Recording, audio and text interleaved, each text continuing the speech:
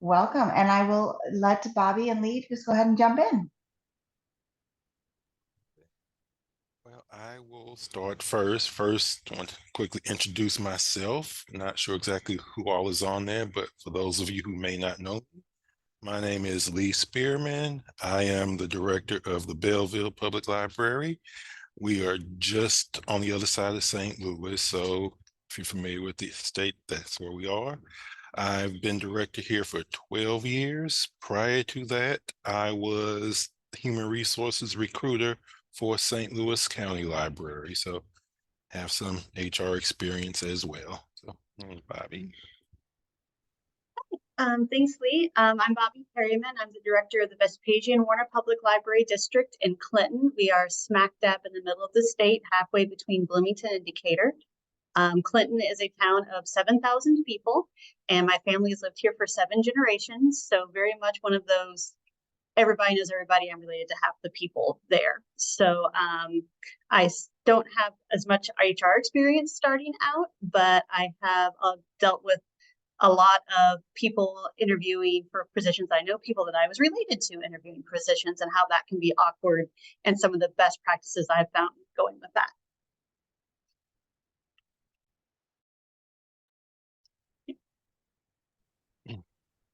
Okay, so I guess I'll just jump in and start. And Kristen, how are we going to handle questions? Is it going to be in the chat, or are they going to be able to unmute and ask? Well, let me just go ahead and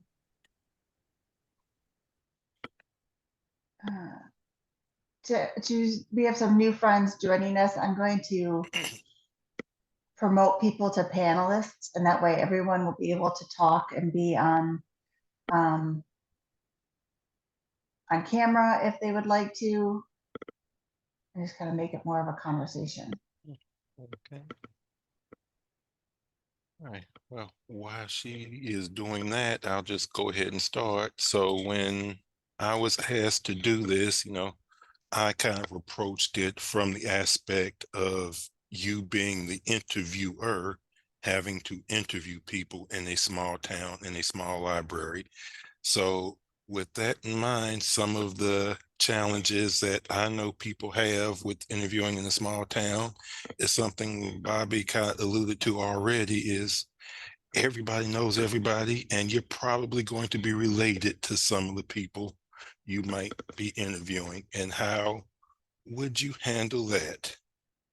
And I know in some small towns, you might not have a very large pool of applicants to choose from. So you might not have the luxury of holding out and interviewing dozens and dozens of people. I will say, even though there's not really illegal to hire a relative, it's really not a good idea. If you are forced to hire a relative, I would, if at all possible, make sure that you aren't directly supervising that individual. There's someone else in between you and that person as a supervisor. Again, some smaller libraries, I know that might not be the case, but yeah, if at all possible, I would not hire a relative. If Bobby has any other thoughts on that. I agree. I also would not. I have had relatives interview very recently, and I didn't immediately just discount them because they are relatives, but I thought about it very carefully. And what I found the best way to handle that when they're relatives or friends or people you have a relationship with is making certain that you are treating all of your interviewees exactly the same. So asking the exact same questions, going through the exact same process with everyone, so you can show that it is equitable, and being very aware to take your relationship out and think of what is best for the library.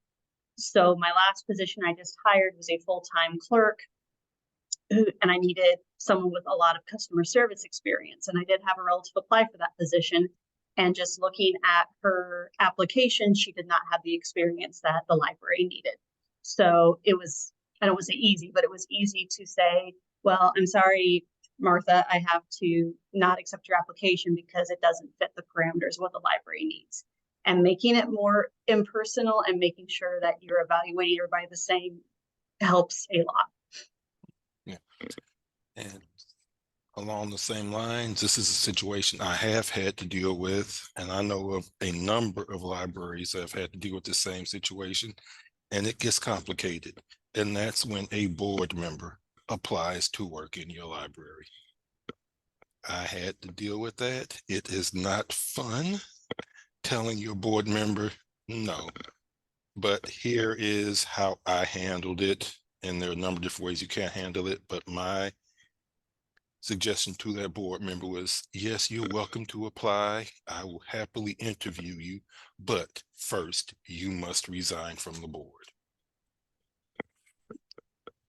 Unwilling to do that, they withdrew their application. So if that is the case with you, I would give you the same advice. They can apply, but before they must resign from the board.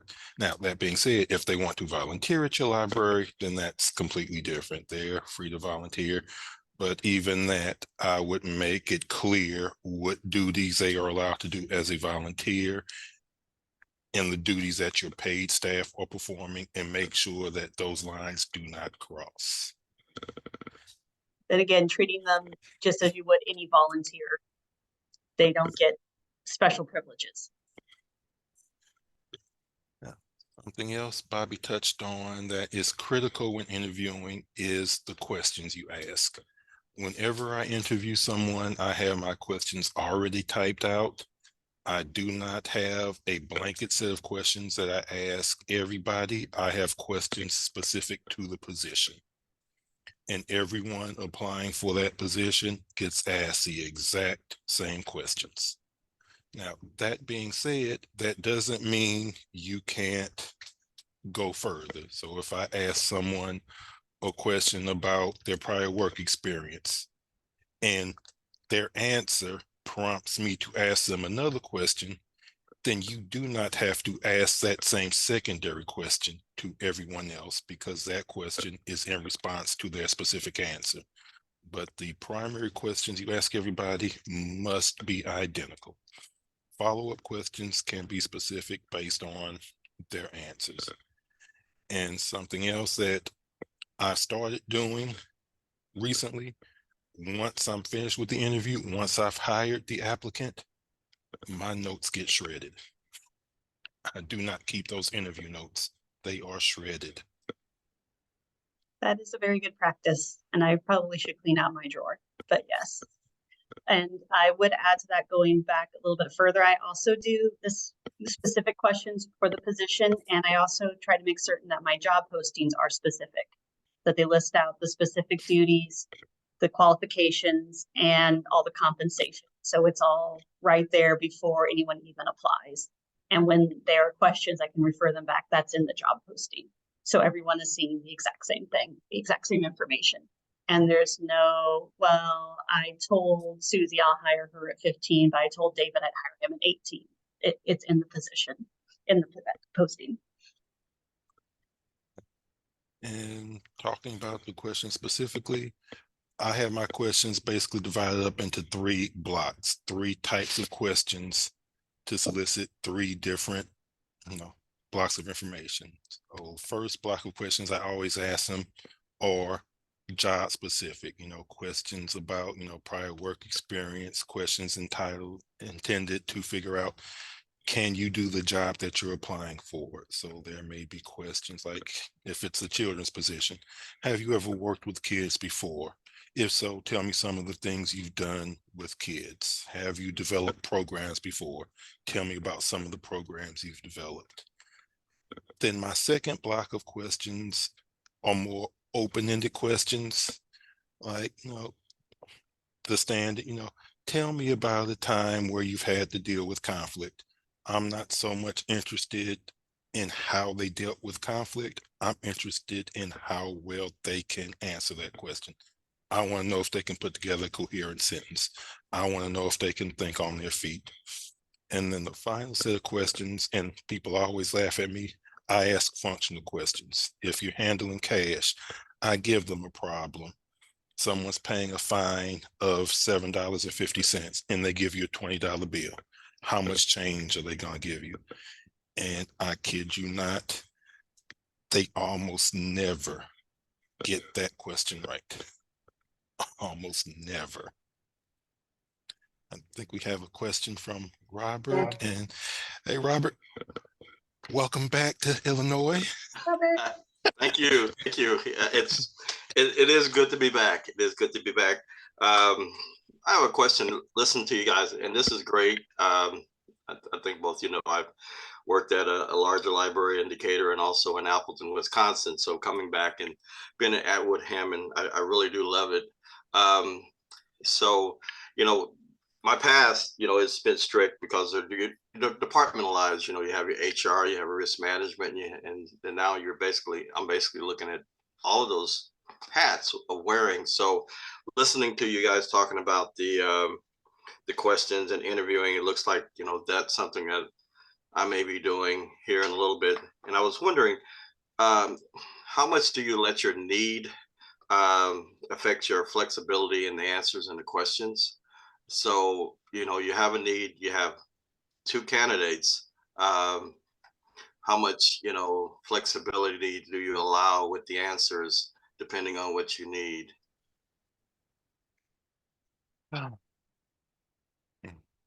That's, again, it depends on how desperately I need the position, but I generally, I will go with who I feel is the best person for the position, even if that person may not necessarily be the best qualified on paper, because our positions dealing with the public, it's about more than how you present on paper. I can have someone who appears to be unqualified on paper, but comes in and knocks the interview out of the park. Well, that person just went to the top of the list versus a person who's been in the library for 20 years and just sits there and stares at me. So that has a lot to do with it. That's why I ask open-ended questions. I want you to talk, but also I don't want to hire someone just for the sake of hiring someone in the position. And my staff, they kind of don't like it because I kind of slow walk interviews sometimes. I don't rush into it because I tell them I would much rather be short-staffed with capable people than fully staffed with incapable people. I agree with everything Lee said. I really look for the soft skills, for the things that I can't train. Our newest hire came from fast food, so a lot of customer service. She's also going to be one of our barcoders now. No library experience, but I could see she had the really good working with people skills that aren't as easily trained. I can train her to be a barcoder. So keeping that in mind, I think, is really important. And so far, she's taken up barcoding like that, and she's been fantastic.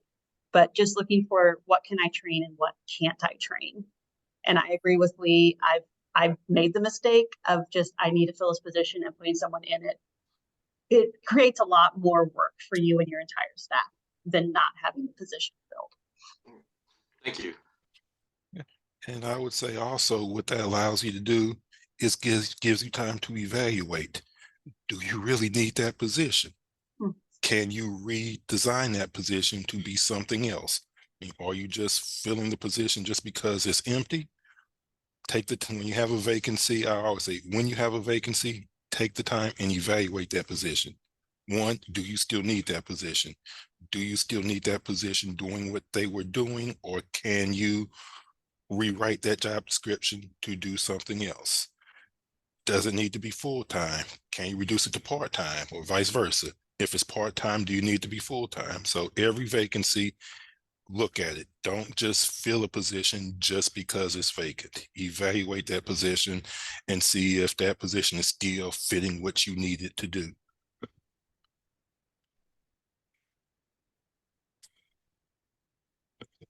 Any other questions?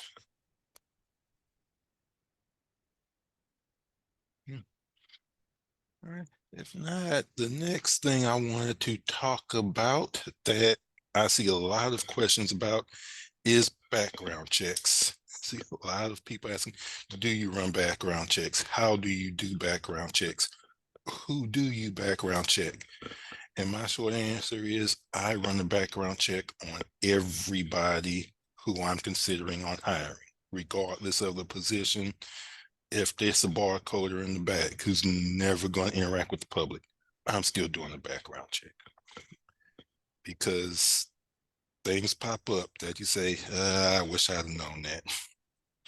So I run a background check on everybody. I'm fortunate that my local police department does that for me. So I would consult with your local police department, see if they would be willing to run that for you. If not, there are companies out there that can do background checks for you, but do the background checks on everybody if possible. I agree completely. We also do background checks on everyone. We use MBI Worldwide. It costs about $30 a check. And it's protection for the library. So should something happen and you've done a background check, it's like, oh, you should have known this was going to happen. Well, if you run that check, you know what you're getting into. And then along the same lines, what do you do if something comes up in the background check that may raise your eyebrow, but isn't necessarily disqualifying that person for the position? And perfect example, it happened to me not too long ago, just after marijuana was legalized in Illinois. Ran the background check, did the drug test on the individual. We also drug test everybody. And the drug test came back, positive for marijuana. Now I've got a decision to make. It's legal in Illinois. So do I hire this person and then have her possibly knowing that she may have smoked some marijuana before she came to work, or might do it afterwards? Or do I not hire her and run the risk of her contesting it because it is legal in Illinois? Well, and the short answer is, what's that person going to be doing? This particular person does not drive vehicles, does not handle any equipment, so I hired her and have not regretted it. So if you drug test, that may come up, the marijuana situation, and I would definitely consult with an attorney before you make a final decision. But keep in mind, it is legal. A person having marijuana in their system may or may not in and of itself be enough to deny them the position.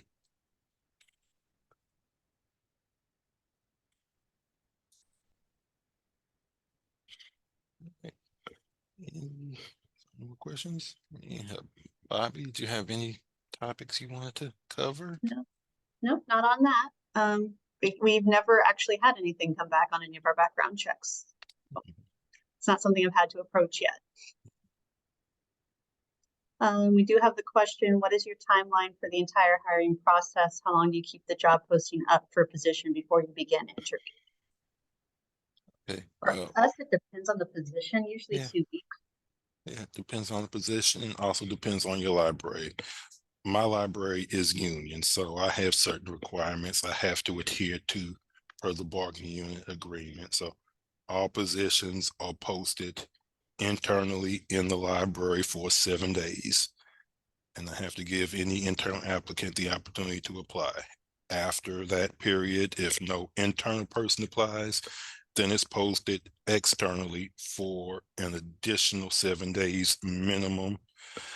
I can leave my postings open really as long as I want until I feel I have an adequate pool of applicants if no internal person applies. So again, that's something you'll have to determine for your library, how long to keep the positions posted for you.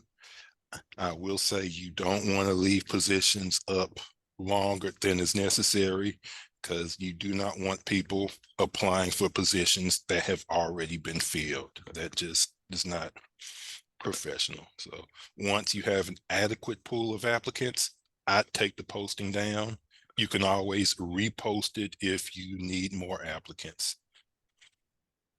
I do the same. I actually put an expiration date on my postings. I typically do 2 weeks. For more upper level admin, I've done 3. And then I have it's due either in my email or in the library by 4 p.m. on X date. And then I do not consider any applications after that point. And I agree. I even with that, I still have had people's like, well, I know the explanation passed 2 weeks ago, but here's my application. Well, I've already filled the position. I just think it's cleaner and, as Lee said, more professional to take things down after an adequate amount of time. Yeah. And I also, as far as doing the postings, we have to still have a paper here in Clinton, so we do it in the paper.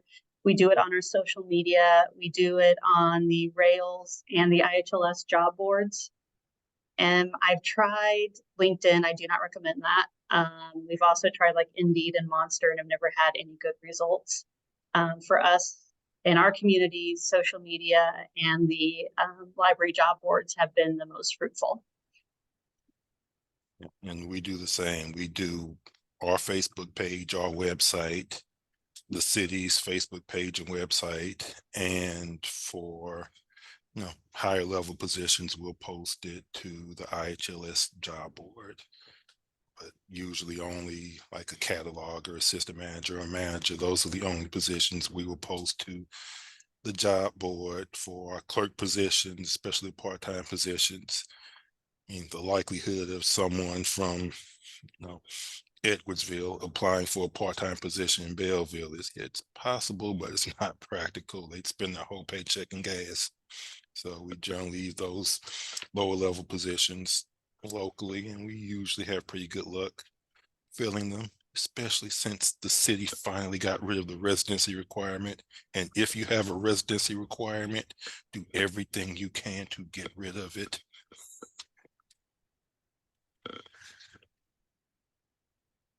See, do either of you student workers or internships? I use student volunteers, not student workers. And again, that is due to my union constraints. I'm not allowed to do it. I would love to do it, love to do internships, but restrictions with the union prevent me from doing that. So we used to use student workers mainly for pages, but we actually eliminated page as a position. It just honestly got to be too much of a headache because the kind of kids who would apply to work here are also kind that are in theater and are in band and are in sports. And it became too much of a headache to have to schedule around all of that for the amount of work we were able to get out of them. It honestly just wasn't worth it. So once our last page moved on to college, we just eliminated that as a position. We've done internships before and we're happy to do them, but being that we are a small library in the middle of nowhere, they don't come up too terribly often. We also eliminated our page position. We did ours during COVID when the whole world shut down. And we actually had to furlough just about the entire staff, and we just didn't bring any of the pages back. So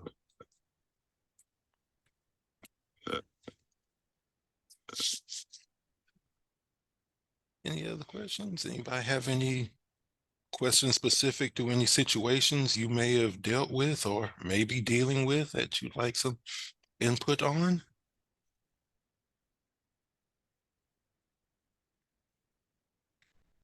I did want to mention, going back to the timeline question, it's not for our part-time positions, but for the full-time positions, depending on the number of applicants we get, I will usually do a brief phone screen before I do an in-person interview. So our last full-time clerk positions, I got about 22 applications. So I did phone screen interviews on the ones that I was interested in, and that actually weeded out quite a few people who and I just asked 5 questions, and the same 5 questions of what in the posting grabbed your attention, what do you think you would bring to the library, what sort of work do you enjoy, where do you see yourself in 5 years, and then I go through the compensation and say, are you still interested after hearing all of that? And those have actually eliminated people as well once I'm actually able to talk to them without spending my time and their time doing a full 1-hour interview. That's worked for us. I don't know if it'll work for everybody. And just a few lessons learned from my years here at Belleville hiring and my previous life in human resources. A few lessons learned in interviewing. If at all possible, I would not interview alone. If Nope. at all possible, have a second person in the interview with you, especially if you are interviewing someone of the opposite sex. I know that may not always be possible, but yeah, I had a lesson learned when I was at St. Louis County. I was an HR recruiter, so I interviewed everyone that applied for any position with the library. I conducted their first interview and decided if they would be forwarded on to the managers for a second interview. And I had a young lady basically recreate that infamous scene in Basic Instinct, sitting in my office with the door closed, just me and her. And from that moment on, I have never interviewed alone anybody. If at all possible, have someone else in the room, even if they don't ask a single question, have a second person in the room with you. It protects you, it protects them. It's just good practice. And I will post my questions. But yes, that is great practice. It also, for me, helps me with feedback. Like, did I read the person the same way that my other person who was doing the interview read them? And depending, I have a staff of 15, so it's slightly large enough that if I'm hiring someone who's going to be in one specific person's department or area, I will bring them in. So we just hired some youth services assistant. I did the interviews with my youth services manager because it only made sense, and she'd be working directly with them, that she'd be involved. We hired a maintenance assistant, and I had my maintenance supervisor in on the interviews with me as well. But yes, it's a very good idea to not do these things alone. Yes. And additionally, with lessons learned, make sure that you're asking relevant questions. Resist the urge to just ask questions just for the sake of asking, just because you're trying to fill time.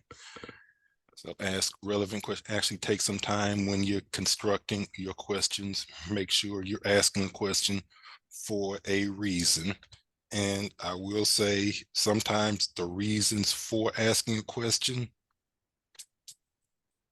may not seem relevant to the person you're asking the question to, but it's garnering valuable information. Perfect case in point. Question I always ask is, I give them the work schedule and I ask, do you have any problems working this schedule? The answer I'm really trying to see if garner is, do they have any outside commitments that would prevent them from working the schedule, which we need to know. But you cannot ask them, do you have kids? You cannot ask them, do you go to church on Saturdays? You can't ask them any of those questions that would lead you to say, oh, this person can't work Saturdays. Oh, this person has young kids. They aren't available weekends. But if you ask, is there anything that would prevent you from working this schedule? There are questions that you cannot ask, but there is nothing they cannot volunteer. They can say whatever they want. You just can't ask certain questions. But you see, can you work the schedule? And if they start talking about their kids, if they start talking about, well, I go to church on, you didn't ask that question, but that's how they chose to answer it. So that's your kind of sneaky way around finding out that information. Now, by the same token, I wouldn't let them ramble on and on and on about that. Let them talk for, 30 seconds or so, then stop them and come off. Thank you. You answered the question. Let's move on. I had one, he was for the maintenance assistant, and I can't remember what the question was, but he started going on about African mythology, and I finally was able to stop him. We ended up not hiring him, and I still don't understand what that was about. But you are free to stop people when they're talking.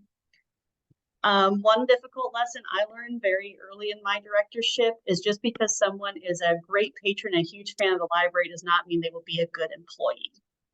Because I did hire one of those who was a wonderful patron. She was one of the worst employees I have ever had. Whereas I have had fabulous employees who never stepped foot in the library before they came for their interview. So that's just something I always keep in my mind too. Yes, I've had those same experiences where patrons who lived in the library applied, said, oh, they'd be great, and in 6 months they were gone. And I also say, any new hire you have, make sure they serve a probationary period and make it clear you will be on probation for 30 days, 60 days, 90 days, and actually evaluate them during that probation. That's especially important in a union environment. I've got a 90-day probationary period for all new hires. And what that allows me to do is say at any point within that 90 days, you know what, this isn't working. Thanks. See ya. No questions asked. They're gone. Once that probationary period expires, they're now in the union. Now it becomes a lot more difficult. So have a probationary period and use it. Actually evaluate them and make sure during that period that person's a good fit, because once they're off probation, even in a non-union environment, it's easier, but it would be better to do it within their probationary period than to wait till after and then have to address it. So make sure there's a probation and make sure it's made clear to them. And going along with that with new hires, something we just recently started doing at the advice of HR Source is we don't have contracts, but we have a work agreement, job offer agreement for all of our hires now that lays out clearly what their job title is, what their expected duties are, what their compensation will be, how many days off they get, and so forth and so on. Just so it's clear to everyone, because we've had problems in the past of, well, I thought I was making this amount of money, or I thought I'd be getting these many vacation days because that's what so-and-so said, where we have it written down, signed agreement saying this is what you're getting when you start this job. And again, piggybacking on that, once they're in the library, especially small libraries, and it happens in large libraries too, but especially in small libraries, make it clear to them they're here to work, not socialize. Because I have a problem at my library. The friends come in and they spend 20 minutes at the desk talking to their friend, ignoring the patron on the other side. So make clear, yeah, you can say hi to your friend. You can say, oh, we'll meet for lunch, but make it clear to them, when their friends come in, they're just patrons. You can't ignore patrons and cater to your friends. You can't do special privileges for your friends, waiving their fines, moving their holds queue so that they get that book first. Especially in smaller environments, I know the tendency is to cater to particular people, but make sure that they don't do that. Yeah. Because trust me, patrons check their whole queues. And if all of a sudden they're moved, yeah, somebody's going to say something.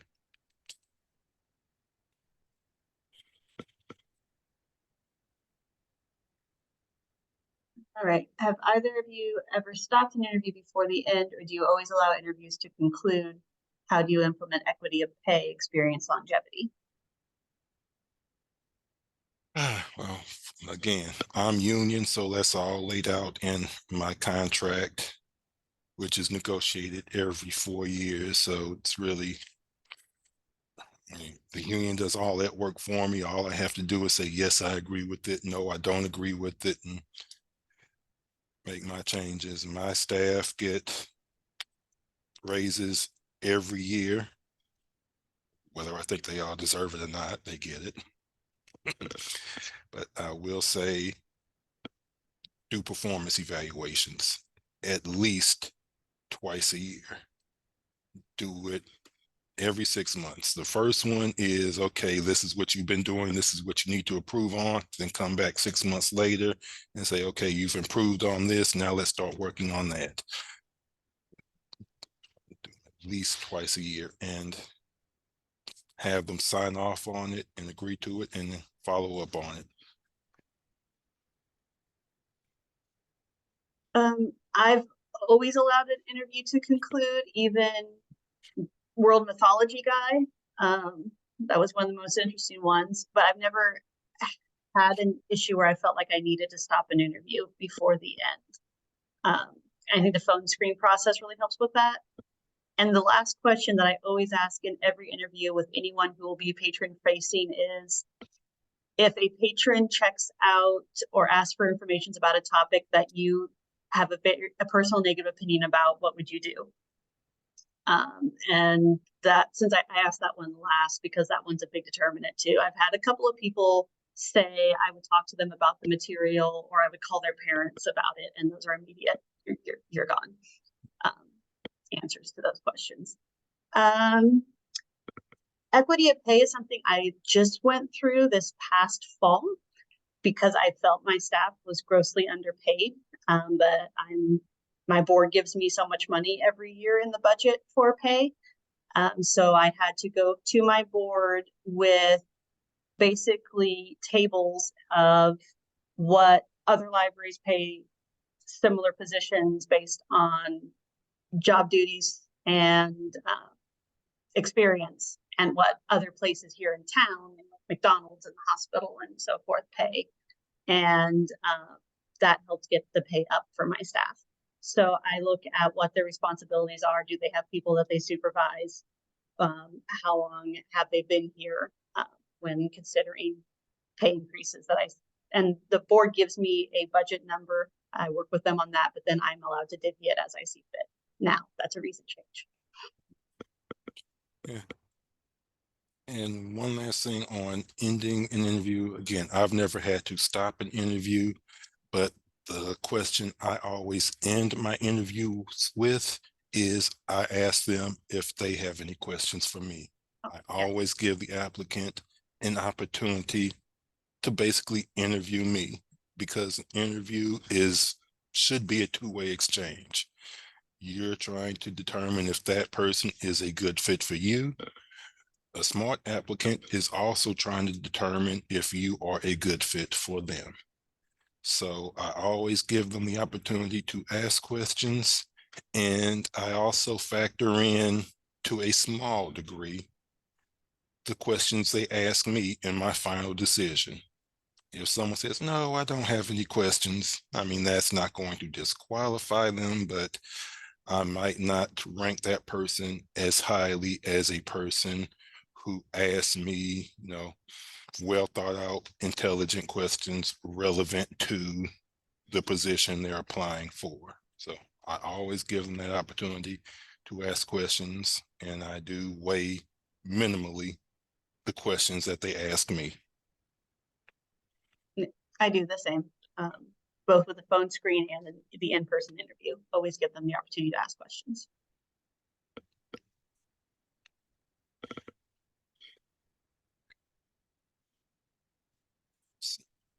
Anybody have any situations that they want to share?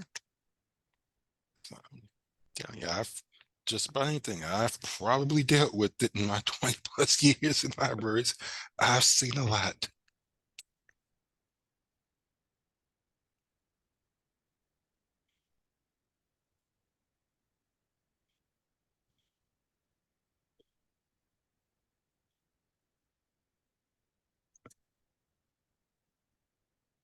Is anybody actively looking for applicants right now?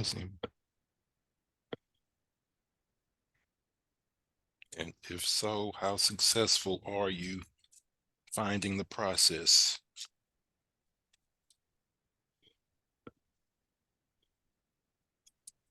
We are looking for a children's programming individual in Hamilton, Illinois. If anybody's interested in working in a tiny little town of 1,700 people right on the border of Illinois, Iowa, and Missouri. Her current person is taking a job in Alaska. So we are a staff of 4, and we have a very small program. So we're working on putting the application out as of this week. So we have more information on our website. So where are you posting the application? As of right now, I've been out of town due to a family funeral. So right now I've only gotten it up on our social media page. We're doing local listings because of how small we are. Most people only look at our Facebook page and our website. And some people, since we're an older community, look at the newspaper. So that's all I've gotten succeeded done this week so far. I mean, it's only Thursday, right?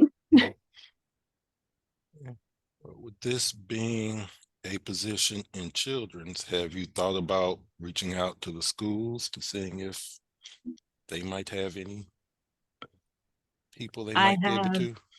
reached out to our elementary school. I have sent things out to our community college and to see if they have anybody who's interested in it, just because I know a lot of people get their prerequisites out of the way, especially education majors. So we've done community colleges and the grade school. We've sent it to the high school, seeing if there's anybody looking for extra help this summer. So Okay, well, sounds like you're hitting all the spots I would hit, so good luck. thank you. I'm still a rookie at this myself. I've only been in this position for like 4 years. So this is a learning opportunity for myself.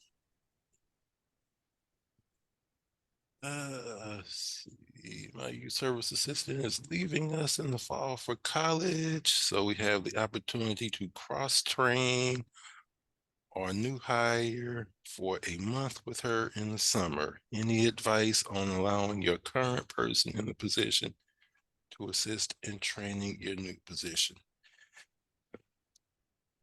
When at all possible, yes, I always like to have the current employees involved in training new hires with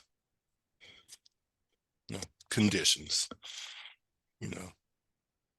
The training process should be a laid out, defined process. And you should know every day when this person comes in what they're going to be trained on, who's training them, how that training is generally going to take place. Don't want a person coming in and their training be chaotic and disorganized. So the training of any new person should be a defined process. There should be defined objectives, defined tasks, and an approximate timeline on the training. And the best people to do that are the people who are currently doing that. So yes, definitely include your current employees in the process of training the new employee, but you should be doing the evaluating on how well they're doing. They should not be evaluating this new hire. They should be training them. Unless the person training is their immediate supervisor, then they should definitely have a role in the evaluation.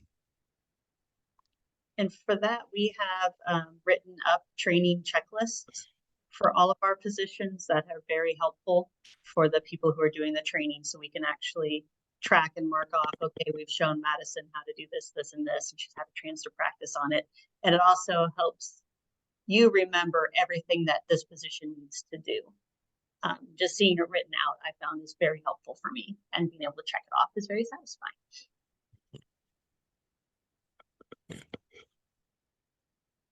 Anything else? I saw Robert, you turned your camera on for a second. Did you have another question?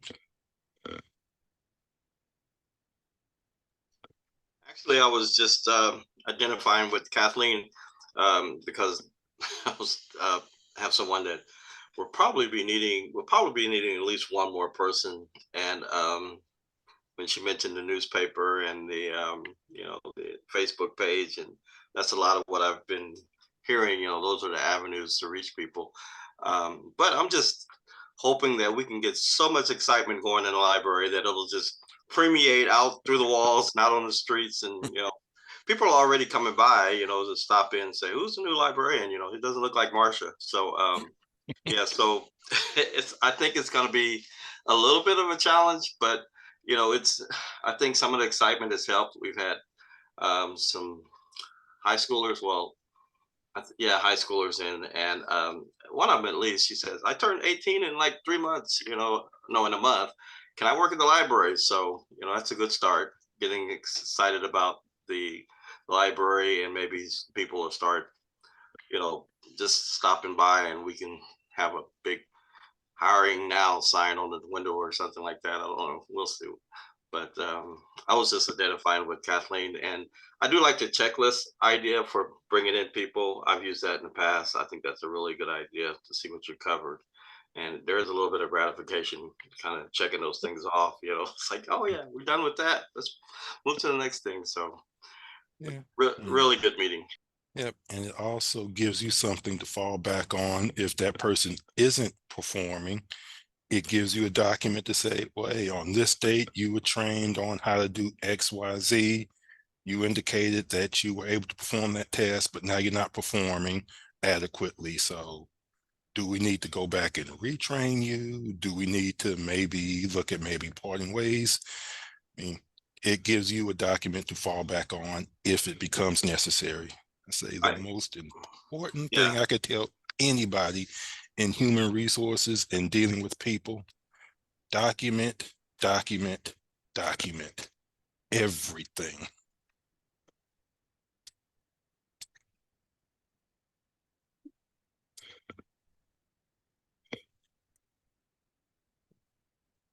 Any other questions? We've got a few minutes left. So. Of course. And you all should have Bobby and my email and contact information. So please feel free to just shoot us a question and ask. We're always happy to answer questions from fellow librarians.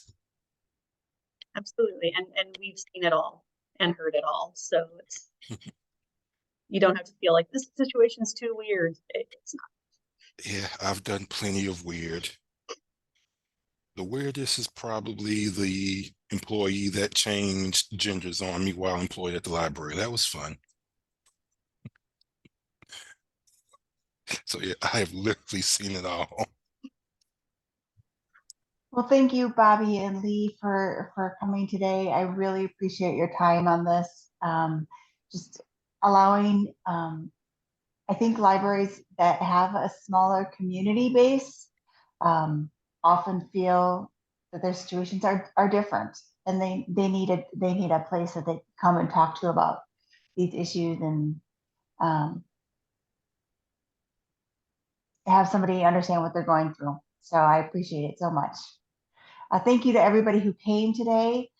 There are more small and rural library meetups coming up, one every month. So please feel free to register for them. And if you have any other ideas about what you would like to see, you're more than welcome to email me or to join us at an SARL meeting and tell us what you'd like to see. And we can make it happen. So thank you, everyone. Thank you.